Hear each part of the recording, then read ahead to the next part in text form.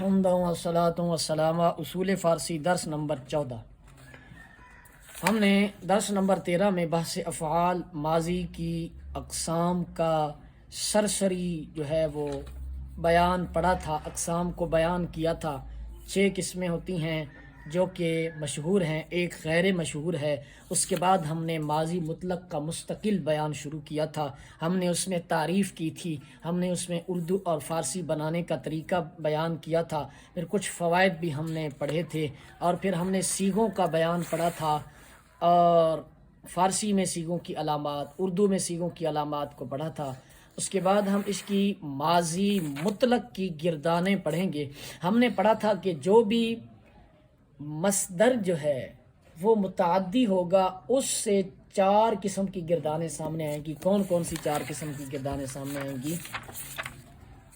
وہ گردانیں کون سی ہیں جی؟ وہ گردانیں 4 قسم کی: مثبت معروف، مثبت مجہول، منفی معروف، منفی مجہول۔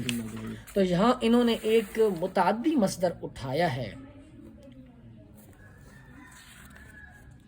کرنا، کند، کرد، کردن مصدر اٹھایا ہے۔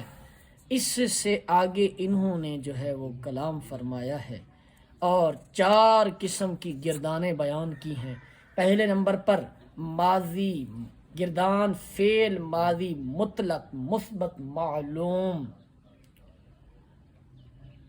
جو کہ عام سادی گردان ہے۔ دیکھیں، آپ نے پڑھا تھا کہ واحد غائب کا ماضی مطلق کا صیغہ کیسے بنانا ہے، کہ مصدر کی نون ہٹانی ہے اور ما قبل کا فتح ہٹانا ہے، تو کیا بچ جائے گا؟ ماضی کا صیغہ، ماضی مطلق کا صیغہ واحد غائب بچ جائے گا۔ جیسے کردن تھا تو نون ہٹائی اور زبر ہٹایا تو کرد بچ گیا، تو یہ صیغہ واحد غائب ہے۔ اس کے آگے اب گردان بنانی ہے تو 6 صیغے بنانے ہیں، اور 6 صیغوں کے آگے فارسی کی علامات لگاتے جائیں گے تو صیغے بنتے جائیں گے۔ نون دال ہم نے کہا تھا کہ جمع غائب کی علامت ہے، تو کرد سے کردن، اسی طرح یا کردی، اسی طرح کردید، اسی طرح کردم، کردیم الی آخری ہی۔ اسی طرح دوسرا مصدر انہوں نے لیا رفت، رفتند، رفتی، رفتید، رفتم، رفتیم۔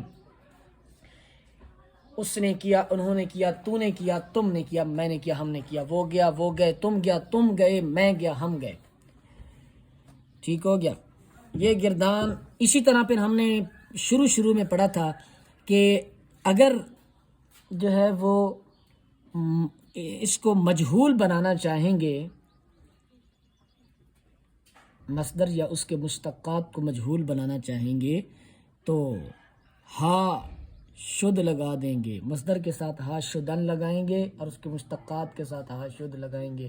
ماضی مطلق کے مجہول بنانے کا طریقہ ہم نے یہ پڑھا تھا کہ ہا شد لگائیں گے اور ہا شد کے ساتھ آگے گردان کریں گے، تو کردہ شد، کردہ شدند، کردہ شدی، کردہ شدید، کردہ شدم، کردہ شدید۔ اور ترجمہ بھی اس کا طریقہ ہم نے پڑھا تھا کہ مجہول کا ترجمہ جو ہے وہ کیسے کیا جاتا ہے۔ جیسے کردن سے قد سے کردہ شدن، کردہ شدن سے کردہ شد، وہ کیا گیا، وہ کیا گیا۔ مجہول کی تعریف آپ نے پڑھی تھی، فعل مجہول کی تعریف کیا پڑھی تھی؟ ہاں، وہ فعل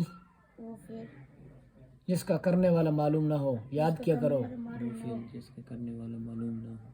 تو یہاں کرنے والا معلوم ہے، کردہ شد کے اندر وہ کیا گیا، اس میں کرنے والا فاعل معلوم نہیں ہے۔ ٹھیک ہے۔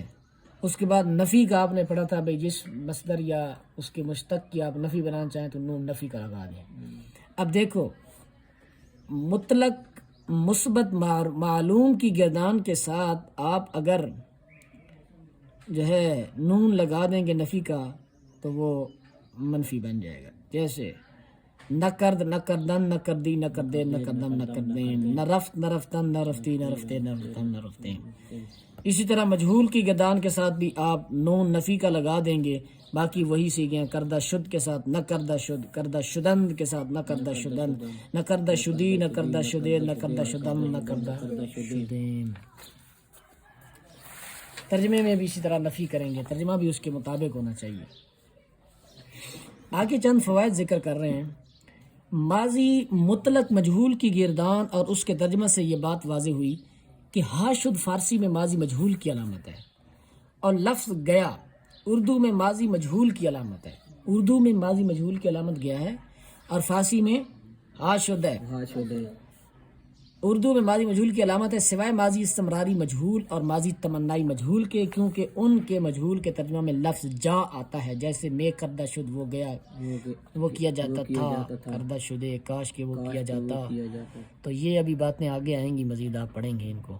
فائدہ، کبھی ویسے تو انہوں نے بتایا ہے کہ مجہول بنانے کا طریقہ ہے ہا شد لگانا، لیکن کبھی کبھار جو ہے وہ 3 طریقے اور بتائے ہیں، ان سے بھی بنایا جا سکتا ہے مجہول، جیسے کبھی ہا آمد لگا کر، کبھی ہا گردید لگا کر، کبھی ہا افتاد لگا کر۔ جیسے پسندیدہ آمد وہ پسند کیا گیا، شکستہ گردید وہ توڑا گیا، پسندیدہ افتاد وہ پسند کیا گیا۔ ٹھیک ہو گیا۔ پھر ایک فائدہ ذکر کر رہے ہیں، جہاں ماضی مجہول پائی جائے گی وہاں گیا ضرور ہوگا۔ ترجمہ میں جہاں ماضی مجہول ہوگی وہاں گیا ضرور ہوگا، لیکن جہاں گیا پایا جائے اس کا ماضی مطلق، اس کا ماضی مجہول ہونا ضرور نہیں ہوتا، بلکہ وہ معروف بھی ہو سکتا ہے، جیسے آ گیا، چلا گیا، داخل ہو گیا، سو گیا وغیرہ، یہ سب معروف ہیں اگرچہ ان میں لفظ گیا ہے۔ سمجھ آ گئی؟ کیا سمجھ آئی بتاؤ؟ یہاں پر ماضی مجہول میں پائی جائے گی، پڑھنا نہیں ہے، بتانا ہے، دیکھ کے پڑھنا نہیں ہے۔ یہاں پر بھائی ماضی مجہول ہوگا، وہاں پر گیا ترجمے میں لازمی گیا آئے گا، گیا لازمی ہے۔ لیکن جہاں ایسا نہ ہو کہ جہاں بھی آپ ترجمے میں گیا کا لفظ دیکھیں تو آپ کہیں جی یہ تو مجہول ہے، نا، ایسا نہیں ہوگا۔ بہت سی جگہیں ایسی بھی ہیں جہاں گیا آتا ہے لیکن مجہول نہیں ہوتا وہ۔ ہاں، جہاں بھی صیغہ مجہول کا ہوگا وہاں ترجمے میں گیا ضرور آئے گا۔ اس کے بعد مشق ہے، یہ آپ نے خود کر کے لانی ہے، کچھ سمجھ نہ آئے تو وہ مجھ سے پوچھ لینی ہے۔ ان مصادر سے ماضی مطلق کی گردان لکھیں اور پڑھیں۔ ماضی مطلق کی 4 گردانیں آپ نے ان مصادر سے نا وہ لکھنی بھی ہیں اور یاد بھی کرنی ہے ترجمے کے ساتھ، ٹھیک ہے۔ مصدر کا ترجمہ آپ کو آتا ہے تو ٹھیک ہے، نہیں آتا تو دیکھ لینا ہے۔ اردو میں ترجمہ کریں۔ یہ سیغے دیے ہوئے ہیں، سیغے ان میں سے کوئی، لیکن یہ وہی سیغے ہیں جو آپ پڑھ چکے ہیں پیچھے، ایسا نہیں ہوگا کہ کوئی ایسا سیغہ ہے کہ جو آگے سے انہوں نے اٹھا کے دے دیا ہو، نہیں، ماضی مطلق میں سے ہی یہ سارے سیغے انہوں نے دیے ہیں، ٹھیک ہے۔ اس کو آپ نے سمجھنا ہے۔ مثلا اب مصدر آیا پڑا ہے، آسان سا اٹھائیں تو کرد سیغہ پڑا ہے، کرد۔ اب آپ کو اتنا تو اندازہ ہو جانا چاہیے کہ یہ کردن مصدر سے بنا ہے، سمجھ آ رہی ہے؟ کردن مصدر سے بنا ہے۔ تو آپ اگر آپ کو معنی نہیں آتا تو آپ پیچھے کاف میں جائیں یا دال میں جائیں، دال میں جائیں، کاف پھر کچھ تند، پھر کاف میں جائیں، نرسیدی، نون نفی کا لگا ہوا ہے، رسیدن مصدر دیکھیں، خوردن مصدر دیکھیں، ٹھیک ہے۔ نرنجیدہ شدید، رنجیدن مصدر دیکھیں، کفیدن مصدر دیکھیں، کشودن مصدر دیکھیں، وغیرہ وغیرہ مصدر دیکھیں، ترجمہ کریں، پھر اس سیغے کو سمجھیں، پھر آگے سیغہ لکھیں۔ ادھر ایک اور بات بھی سمجھ لیں کہ جب سیغہ پوچھا جائے یا بتایا جائے، بتانا ہو تو اس کا طریقہ کیا ہے۔ سب سے پہلے آپ، مثلا میں نے آپ سے پوچھا ہے کرد سیغہ پوچھا ہے، میں نے آپ سے، بتاؤ بھی کرد کون سا سیغہ ہے۔ پہلے نمبر پر آپ اس کا ماضی مطلق فعل بتائیں کہ یہ فعل ہے، اس میں حرف ہے، کیا ہے، فعل ہے، پتہ چل گیا بھی فعل ہے۔ اس کے بعد اس کا ماضی، حال، مستقبل یا امر یا نہی، اس فعلوں میں سے یہ کیا ہے، پتہ چلا بھئی یہ ماضی ہے۔ پھر آپ ماضی کی 7 قسموں میں سے دیکھیں کہ یہ کون سی قسم ہے، پتہ چلا جی بھئی یہ تو ماضی مطلق ہے۔